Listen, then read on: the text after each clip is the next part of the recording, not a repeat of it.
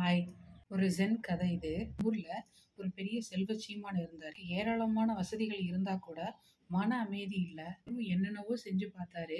ஆனா மன அமைதி மட்டும் கிடைச்ச பாடில்ல. ரொம்ப வெறுத்து போன அவரு தன்னுடைய செல்வங்களை எல்லாம் வித்தாச்சும் நிம்மதி அடைஞ்சே தீரணும் அப்படின்னு முடிவு பண்ணாரு. அதனால தன்னுடைய செல்வங்களை எல்லாம் வித்து தங்கமா மாத்தி மூட்டையா கட்டிக்கிட்டு தேசாந்தரம் கிளம்பிட்டாரு. அப்புறம் பல கோயில், குளங்கள், புண்ணிய தீர்த்தங்கள் பல நாட்கள் அலைஞ்சு திரிஞ்சாரு. அவருடைய நோக்கம் மட்டும் நிறைவேறல.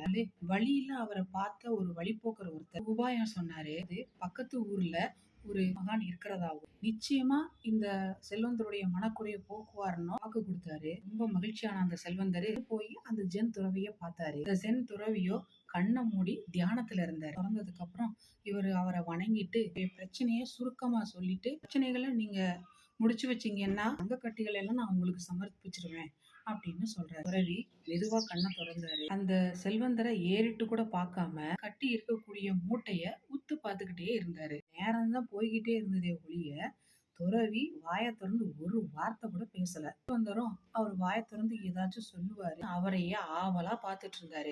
துறவி மௌனமா வெறிச்சு பார்த்துட்டு இருந்தாரு. என்ன நினைச்சாரோ தெரியல, அந்த மூட்டைய எடுத்துக்கிட்டு ஓட ஆரம்பிச்சிட்டாரு. உடனே அந்த செல்வந்தர், அடக்கடவுளே, போய் ஒரு போலி சாமியார்கிட்ட போய் மாட்டிக்கிட்டோமே, சாமியாரோட இடமா, எல்லாத்தையும் பறி கொடுத்துட்டேனேன்னு சொல்லிட்டு புலம்பிக்கிட்டு துரத்திக்கிட்டே ஓட ஆரம்பிச்சாரு. துறவிய பிடிக்கவே முடியல. கட்டத்துல துறவி ஒரு மரத்தடியில சுத்தி சுத்தி வந்து எந்த இடத்துல அமர்ந்திருந்தாரோ அதே இடத்துக்கு திரும்பி வந்தாரு. வந்த செல்வந்தரும் மேல் மூச்சு கீழ் மூச்சு வாங்க இது பக்கம் வந்து நின்னாரு.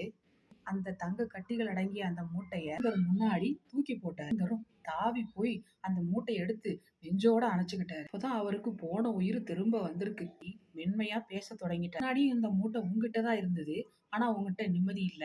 உங்ககிட்ட இந்த மூட்டை இருக்குது, நிம்மதியா இருக்கிற அப்படின்னு சொல்லிட்டு அவர் மறுபடியும் தியானத்துல ஆழ்ந்துட்டாரு. நிம்மதிங்கிறது மனம் செய்யக்கூடிய ஜாலம். அந்த நிம்மதியை தேடி வெளியே அலையறதுல எந்த பிரயோஜனமும் இல்ல. பாய்.